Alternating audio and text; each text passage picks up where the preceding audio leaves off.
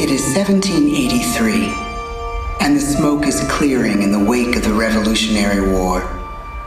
Over the course of 8 grinding years, General George Washington has led a force of shopkeepers, farmers, and Native American allies to victory over the greatest military power in the world.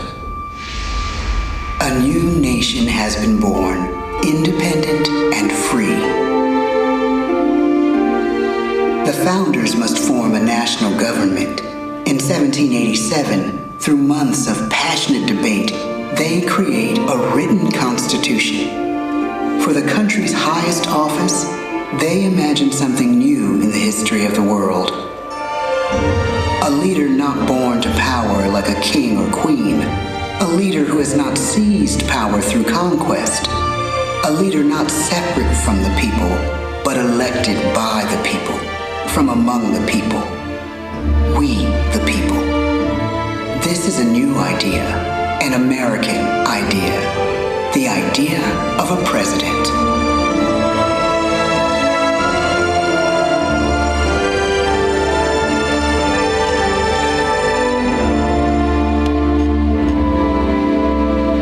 The people don't know exactly what a president will be, but there is little doubt who it will be. George Washington's stature and bearing have marked him as a leader. His integrity has made him a great one. Washington knows that many generals who have led successful revolutions make themselves dictators or kings. Instead, he steps down from power and retires to his home, Mount Vernon. The world takes note, and George Washington becomes the symbol of American ideals. In the first presidential election, it's Washington by a landslide. The only doubt seems to be his own. He writes, "Integrity and firmness is all I can promise. Integrity and firmness is exactly what we need." Everything he does as president will set a model for his successors. His final act may be the most important of all. After 2 terms, with no term limit in the Constitution and amid overwhelming support to stay in office, he steps down once again and hands power back to the people. He wants us to speak, to elect a new president. During the early years of the Republic, we choose leaders as different as Thomas Jefferson, John Adams, and Andrew Jackson. Elections are often bitter. Each president stands at that fiery intersection where personal character meets the challenges of the times. Some call the presidency a glorious burden. Jefferson calls it a splendid misery. We, the people, must choose well. We elect 15 presidents before the course of history brings us to the edge of a crisis like no other. A nation born of freedom still permits slavery. As the country pushes west, will new states be slave or free? The question produces bitter conflict. The issue rocks the election of 1860 and brings Abraham Lincoln onto the national stage. The tall, lanky, some say uncouth candidate from Illinois is a master of words at a time when speeches are printed in full for people to read. A house divided against itself cannot stand, he has said. With Lincoln's election, the House does indeed divide. Civil War. 11 states secede from the Union. The war becomes a defining passage in the American story. The president's own inner strength and depth of character changed the course of history. Lincoln had come up the hard way, on the American frontier, desperately poor, with less than a year of formal schooling. His early years were scarred by tragedy. The death of his mother, his sister, his first love. He struggles with depression, but never loses his determination to rise above it. He once said he's driven by a desire to leave the world a little better place for having lived in it. The war rages. Lincoln fights to preserve the Union and end slavery. Neither is a sure thing. At Gettysburg, Pennsylvania, 6 months after one of the bloodiest battles of the war, the president dedicates a cemetery to the thousands of soldiers who died there, in words we can never forget.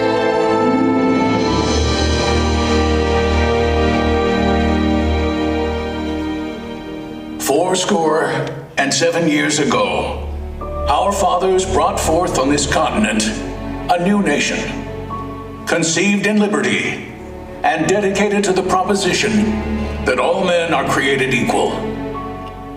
Now we are engaged in a great civil war, testing whether that nation or any nation so conceived and so dedicated can long endure. We are met on a great battlefield of that war. We have come to dedicate a portion of that field as a final resting place for those who here gave their lives that that nation might live. It is altogether fitting and proper that we should do this. But in a larger sense, we cannot dedicate, we cannot consecrate, we cannot hallow this ground. The brave men, living and dead, who struggled here, have consecrated it far above our poor power to add or detract. The world will little note, nor long remember what we say here, but it can never forget what they did here. It is for us, the living, rather, to be dedicated here to the unfinished work which they who fought here have thus far so nobly advanced. It is rather for us to be here dedicated to the great task remaining before us, that from these honored dead we take increased devotion to that cause for which they gave the last full measure of devotion. That we here highly resolve that these dead shall not have died in vain, that this nation, under God, shall have a new birth of freedom, and the government of the people, by the people, for the people, shall not perish from the earth. The blood of over 500,000 Americans is spilled in the Civil War.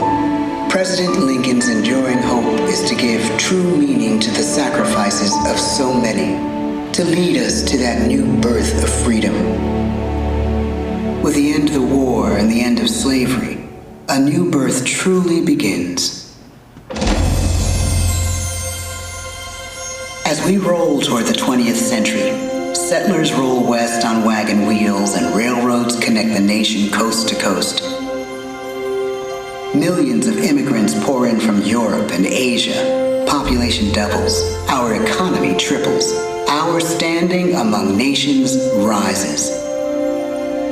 We need presidents who can lead both at home and abroad. At the same time, a young Theodore Roosevelt is retreating from New York politics and personal tragedy. The death of his wife and his mother on the same day in the same house. In the Badlands of North Dakota, he rethinks his life and the life of his country. He returns stronger in body and spirit. His renewed energy is just what his country needs.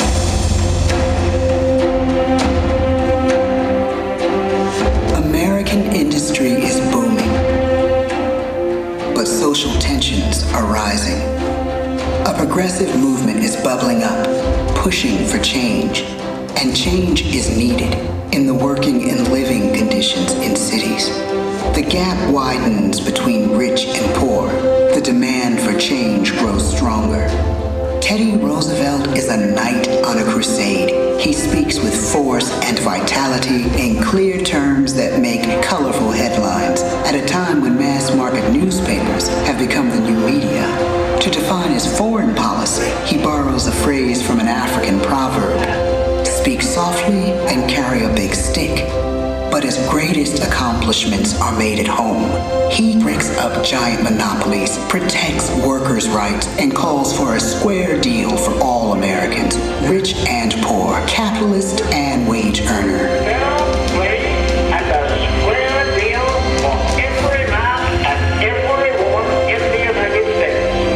He calls on America to be as great as the natural grandeur of its lands.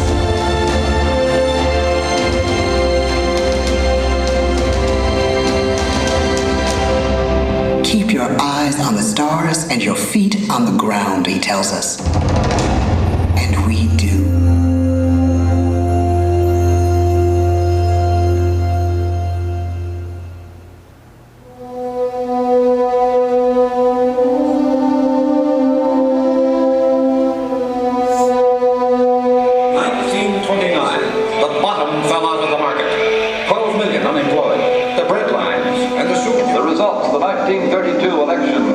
When we elect our 32nd president, it is the worst of times. The course of history and the course of one president's life again shape a turning point in our national destiny. Franklin D. Roosevelt, paralyzed by polio, knows how to restore the faith of a people paralyzed by the Great Depression. I believe in practical explanation and in practical policy. He has found the inner strength his countrymen now need. He speaks to us like a friend, a neighbor. His optimism is contagious, his voice perfect for the latest breakthrough medium, radio. He calls us to believe we have nothing to fear but fear itself. And we do believe. Tonight's attacks on England are perhaps the most widespread of the war in the course of the day. But an even greater challenge dominates his final years in office: the Second World War.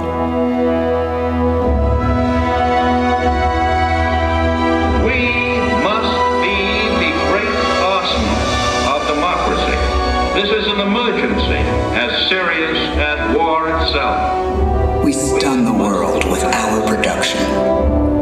When bombs fall on U.S. troops in Pearl Harbor, he calls us to fight on the war front and sacrifice on the home front.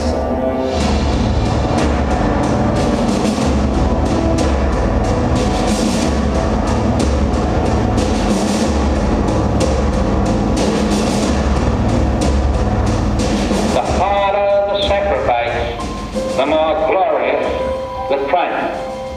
So spoke America in the year 1776. So speak Americans today. The world changes. The country changes. And yet, in one sense, what we need most from our presidents has never changed. A guiding vision that calls forth the best that America can be. Will outer space be developed for the benefit of all mankind? Or will it become another focus for the arms race? The choice is urgent, and it is ours to make. Ask not what your country can do for you. Ask what you can do for your country. But really, it's all of us who must overcome the crippling legacy of bigotry and injustice. And we shall overcome. One of the agreements that President Sadat and Prime Minister Begin are signing tonight is entitled A Framework for Peace in the Middle East. Mr. Gorbachev, tear down this wall. You have lost too much, but you have certainly not lost America. I can hear you. The rest of the world hears you. Loving this country requires the willingness to speak out for what is right, to shake up the status quo. That's America. Our presidency is no longer just an idea. It is an idea with a proud history. Ladies and gentlemen, the presidents of the United States of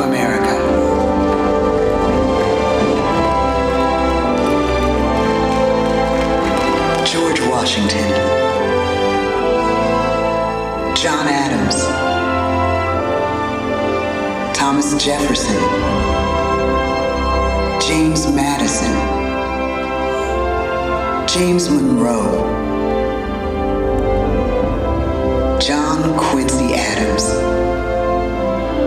Andrew Jackson, Martin Van Buren, William Henry Harrison, John Tyler, James K. Polk, Zachary Taylor, Millard Fillmore, Franklin Pierce, James Buchanan, Abraham Lincoln, Andrew Johnson, Ulysses S. Grant, Rutherford B. Hayes, James A. Garfield, Chester A. Arthur, Grover Cleveland, Benjamin Harrison, William McKinley, Theodore Roosevelt, William Howard Taft, Woodrow Wilson, Warren G. Harding, Calvin Coolidge, Herbert Hoover, Franklin D. Roosevelt, Harry S. Truman, Dwight D. Eisenhower, John F. Kennedy, Lyndon B. Johnson, Richard M. Nixon, Gerald R. Ford, Jimmy Carter, Ronald Reagan, George Bush, Bill Clinton, George W. Bush, Barack Obama,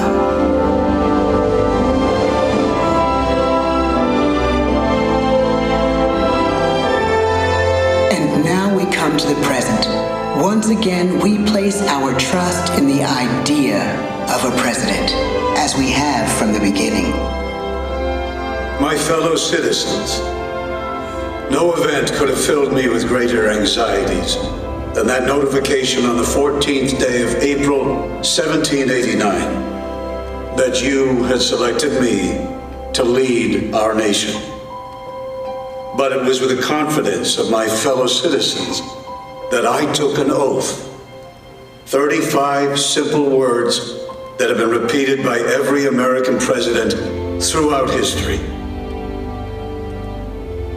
I, Donald John Trump, do solemnly swear that I will faithfully execute the office of President of the United States and will, to the best of my ability, preserve, protect, and defend the Constitution of the United States. So help me God. From the beginning, America has been a nation defined by its people. At our founding, it was the American people who rose up to defend our freedoms and win our independence. It is why our founders began our great Constitution with 3 very simple words: we the people. Since that moment, each generation of Americans has taken its place in the defense of our freedom, our flag, and our nation under God. These are the achievements of the American spirit, the spirit of a people who fought and died to bring the blessings of liberty to all our people. Above all, to be American is to be an optimist, to believe that we can always do better, and that the best days of our great nation are still ahead of us. It's a privilege to serve as the President of the United States, to stand here among so many great leaders of our past, and to work on behalf of the American people. The presidency of the United States is a role unique in the world. an office entrusted to each president by us, we the people. Therein lies the genius of that new idea, now over 200 years old. A new idea our presidents have turned into a great American idea again and again.